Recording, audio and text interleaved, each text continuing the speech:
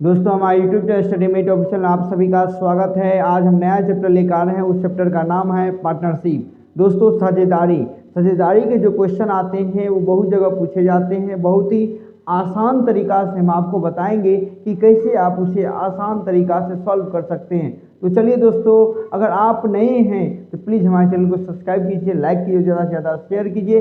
तो चलिए दोस्तों शुरुआत करते हैं क्वेश्चन की। क्वेश्चन है ए तथा बी एक व्यापार में क्रमशः 36,000 तथा 63,000 की पूंजी निवेश करते हैं, तो प्रत्येक वार्षिक लाभ ज्ञात करें यदि कुल लाभ 5500 रुपया हो।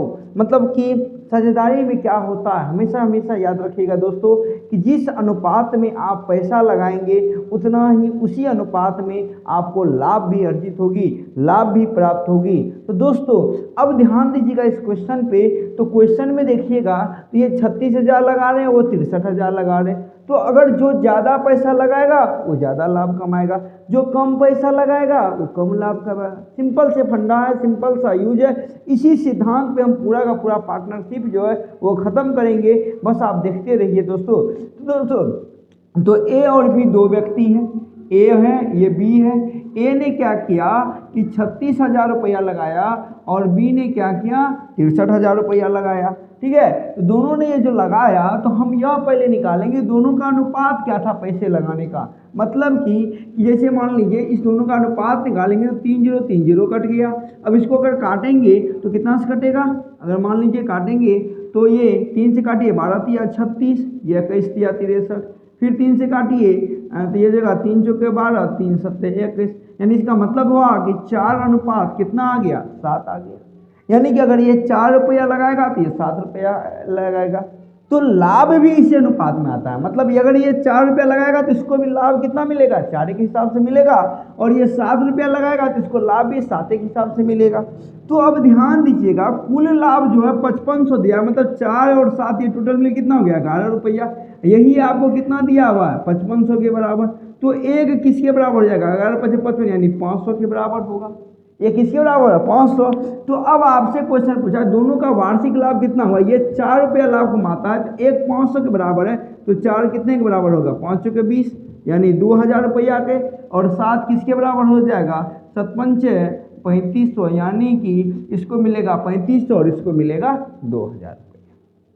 देखिए कितना इजी हो गया, कितना आसान हो गया। बहुत इजी तरीका से हमने आपको समझाया कि जिस अनुपात में वो पैसा लगाएगा उसी अनुपात में उसे लाभ भी मिलेगा, और जितने समय के लिए लगाएगा, मेन इंपोर्टेंट समय भी आएगा। अगले क्वेश्चन में आपको बताएंगे समय कितना इंपोर्टेंट है। जितना समय के लिए लगाएगा उसी अनुपात में उसे लाभ भी अर्जित होगी। बस इतना ध्यान रखना है, इतना ही समझना है, आगे ज़्यादा समझ की जरूरत नहीं है। देखिए आपका सवाल कैसे इसी सिद्धांत में सॉल्व होगा। बस अगर आप ये समझ गए हम आगे की ओर बढ़ते हैं। तो चलिए दोस्तों अगले क्वेश्चन के बढ़ते हैं। अगला क्वेश्चन हमारा क्या है कि ए 50,000 रुपये की पूंजी निवेश करके एक व्यापार शुरू करता है। 3 माह के बाद बी 70,000 निवेश कर उस व्यापार में शामिल हो जाता है, तो वर्ष के अंत में लाभ अनुपात ज्ञात करें। अभी जस्ट हमने पिछले क्वेश्चन में क्या कहा, जिस अनुपात में वह पैसा लगाएगा और जितने ड्यूरेशन के लिए लगाएगा, जितना समय के लिए लगाएगा, अगर ज़्यादा समय के लिए लगाएगा तो ज़्यादा रुपया प्राप्त होगा, और कम समय के लिए लगाएगा तो कम रुपया प्राप्त होगा। तो सिंपल सी बात है कि यदि 50,000 रुपया ए हो गया और ये बी हो गया, तो ए 50,000 रुपया लगा रहा है, ठीक है, और बी जो है वो 70,000 रुपया लगा रहा है। लेकिन ध्यान दीजिएगा दोनों का ड्यूरेशन अलग अलग है। ए जो है 50,000 का पूंजी लगा के निवेश को शुरू कर दिया, मतलब स्टार्ट कर दिया, और 3 माह के मतलब इसके निवेश के 3 माह के बाद बी आकर के पैसा लगाता है। तो अब ध्यान से समझिएगा, इसका मतलब कि अब क्वेश्चन पूछा वर्ष के अंत में, तो एक वर्ष में कितना महीना 12 महीना। तो हमेशा याद रखिएगा मंथ के हिसाब से चलेंगे, इसमें ईयर के हिसाब से चलेंगे। ईयर में थोड़ी सी कंफ्यूजन हो जाती है लेकिन मंथ में कंफ्यूजन नहीं होगी। ए इसका मतलब क्या हुआ पूरा साल लगाया, मतलब 12 मंथ लगाया।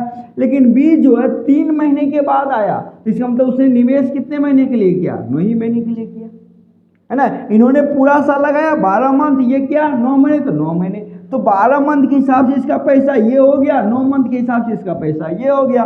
दोनों का अनुपात निकाल लेंगे हम। ये कितना हो जाएगा 12 पंचे 60, है ना, ये हो गया अनुपात में 9 सत्ते 63। देखिए यानी कि वर्ष के अंत में इनका हो गया वही रुपया कितना हो गया 6 लाख, और इसका हो गया 6,30,000। यही अंतर हो गया। ठीक है, यहाँ से 3 को सुना कट गया, यहाँ से ये कट जाएगा। अगर और इसको काटेंगे, ये कट जाएगा दोस्तों, 3 से काटिए 20 तिया 60, ये कटेगा 21 तिया 63, यानी अनुपात हो जाएगा 20:21, यानी उसको जो लाभ मिलेगा वह किस अनुपात में मिलेगा, 20:21।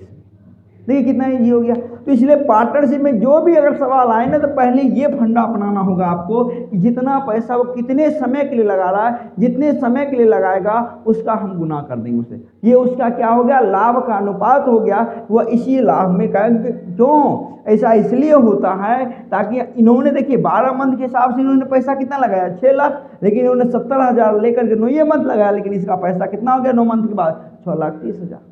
यही अंतर है, कोई अंतर नहीं है। चलिए फिर अगले सवाल की ओर बढ़ते हैं।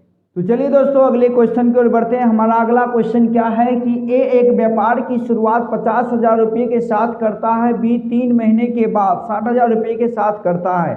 यदि वर्ष के अंत में कुल लाभ 11,400 रुपया हो तो दोनों का लाभ ज्ञात करें। मतलब क्या कह रहा है कि ए जो एक व्यापार की शुरुआत किया 50,000 के साथ, बी क्या हुआ 3 महीने के बाद उस व्यापार में शामिल हो गया कितने रुपए के साथ, 60,000 रुपये के साथ। तो वर्ष का तो उसे कुल लाभ जो है 11,400 रुपये हुआ, तो दोनों को कितना कितना लाभ मिलेगा यह आपको बताना है। तो सिंपल है दोस्तों, देखिए कि ये 50,000 रुपया लगाता है, ये शुरुआत तो यही करता है, मतलब ये पूरा साल पैसा लगाएगा। तो ये अगर पूरा साल पैसा लगाए तो कितने दिन के लगाएगा, 12 महीने के लिए। ठीक है, ये 3 महीने बाद आता है और 60,000 रुपया लगाता है, तो वर्ष के अंदर कितना महीना लगाया, 9 महीना, क्योंकि 3 महीने के बाद आया तो 3 महीना माइनस होकर कितना हो गया, 9 महीना। अब इसको सॉल्व करेंगे तो यहाँ से ये सुना कट गया, यहाँ से ये सुना कट गया, 12 पंचे 60, ये हो जाएगा 9 छाके 54। अगर हम देखें तो कुल लाभ दिया हुआ 11,400, यानी ये लाभ कमाया 60 रुपया, ये कितना कमाया 54 रुपया। तो टोटल लाभ कितना हो गया, 4 के 4 6 5 11, यानी 114 जो है वह किसके बराबर है, 11,400 के बराबर है। तो किसने लाभ कमाया 60 रुपया, इसने लाभ कमाया 54 रुपया, तो दोनों ने मिलकर कमाया कितना, 114 रुपया। यही तो 11,400 के बराबर है।